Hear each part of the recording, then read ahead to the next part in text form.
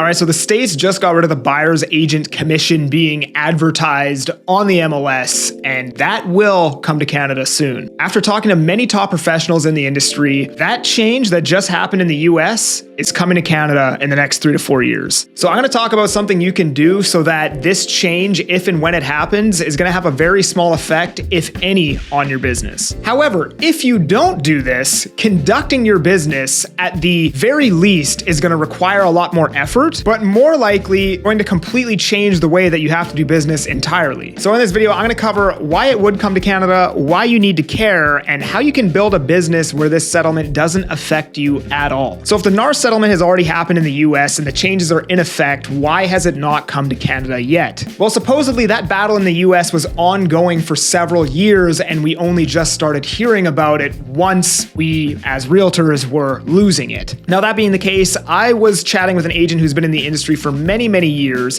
and he was telling me how he was chatting with another guy who was kind of at the top of the industry over here in BC, and that guy said that it is definitely coming to Canada, but again, it's just going to take a couple years because they have to go through the courts and the whole process basically from the beginning all over again. And he seemed to think that it was going to take 3 to 4 years. Now, I can't confirm or deny that this is going to happen, but the point of this video is to prepare you for the if and when it does happen. You need to care about this and you need to pay attention to this, and I'm going to tell you why. How many times have you gone on a showing with a buyer? 20 times, only to get ghosted. Gone on 20 showings with a buyer only for somebody in their family to talk them out of buying. Gone on 20 showings with a buyer and then they just continue to write shit offers until you fire them. Got an accepted offer with a buyer only to find out that they lied about their financing and can't actually complete the deal. Listen, a lot of the old school realtors out there will tell you, hey, this change means nothing because you should have always been getting a buyer's exclusive signed regardless. And I agree, but I'll tell you straight up, I have never gotten one of those signed. And even the buyers that I do end up taking on showings,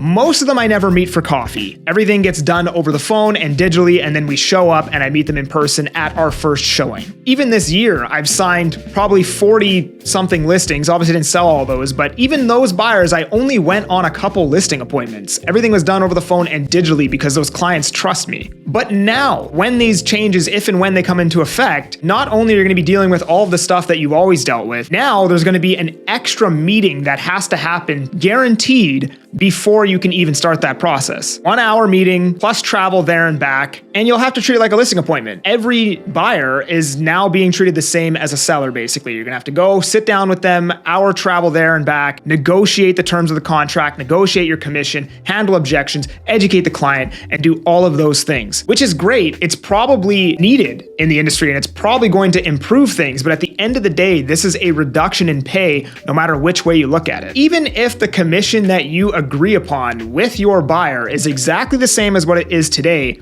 you still had to spend likely an extra 2 hours going and taking that meeting. Now, there's obviously, the chance that you're able to negotiate a higher than regular commission, and that's amazing if you can do that. However, for newer and up and coming realtors, I'm willing to bet that that's probably not going to be the case. Now, I'm not going to give you in-depth information as to why everything is the way it is and what I'm saying about this settlement because 𝐕𝐈𝐃𝐄𝐒 has already made 500 videos on this, but that is basically the long and the skinny of it. So what can you do about this to make your life as a realtor easier? First off, I don't really care about this change, and I'm going to tell you why I don't really care about this change. First, by actually explaining how my business works. In any business, you have 3 components. You have marketing, sales, and fulfillment. And the conventional methods of being a realtor is basically direct to consumer marketing, where you cold call somebody, you door knock them, tell them about your business, and then if they're interested, you book an appointment and sell them on, using you as the realtor. Once they're sold, you're going to move them down that funnel into fulfillment where you actually provide the service. So the conventional methods of prospecting, there's actually not a lot of marketing involved. A lot of the time they skip marketing and go right into sales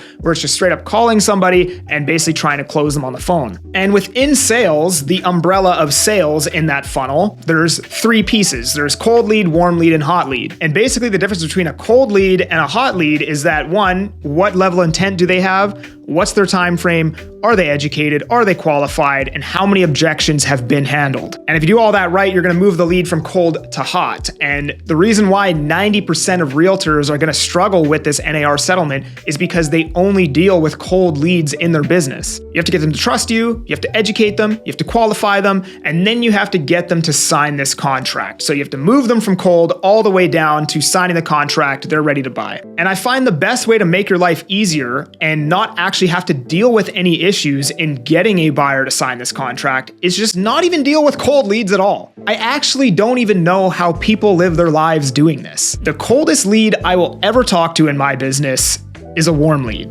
But the majority of people I talk to are hot leads. Now, how do you stop dealing with cold leads entirely? Well, I'll tell you. If you follow my channel, then you'll know that the way that I run my business is in a very heavily social media type of fashion. And it's been that way for me for since 6 months in the industry. When you choose to run your business through social media, you can literally skip the entire sales funnel and go from marketing to fulfillment, or marketing to hot lead fulfillment. And hey, you don't believe me? 𝐎𝐓𝐇𝐄𝐒 said himself, you don't need sales. If your marketing is really good, you can go right from marketing into fulfillment, right? Obviously, having sales is a bonus, and he hires salespeople on his team, but he himself said if your marketing's good, you don't need sales. And I personally trust 𝐎𝐓𝐇𝐄𝐒 over, honestly, probably any realtor in the world when it comes to just straight up, cut and dry business advice. Because in your content, you can literally do all of the things that you would normally do within the sales funnel anyway. You can educate the client, you can handle objections,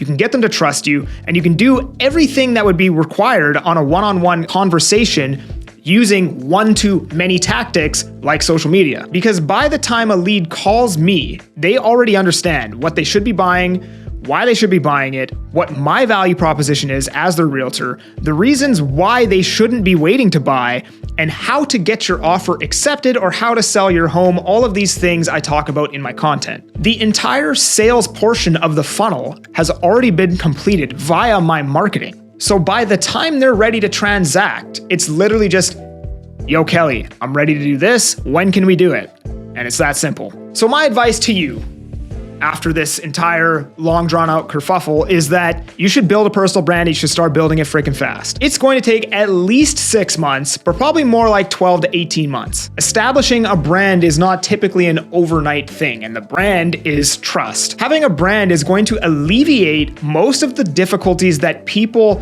I guess, have to overcome when dealing with clients. And then it just comes down to solely the fulfillment side of the business. And like I said, pretty much every listing I've taken this year, aside from maybe 1 or 2, the seller was ready to list and they wanted to use me as the realtor before they even called me. Everything gets signed digitally. We agree on the price. Where can I pick up the keys? That's it. And it is only going to get more and more and more difficult to build a brand the longer you wait before you start doing this.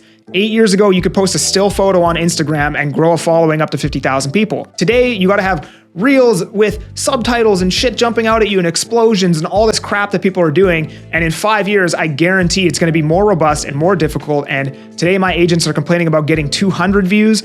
And in 5 years, I guarantee it's gonna be like, oh, this video went to 150 views, bro. Did you see that? So build your brand now or suffer the consequences later. For more in-depth information like this, join the viral letter. I'm always spitting free game in my newsletter, so the link's down below. Make sure you join that.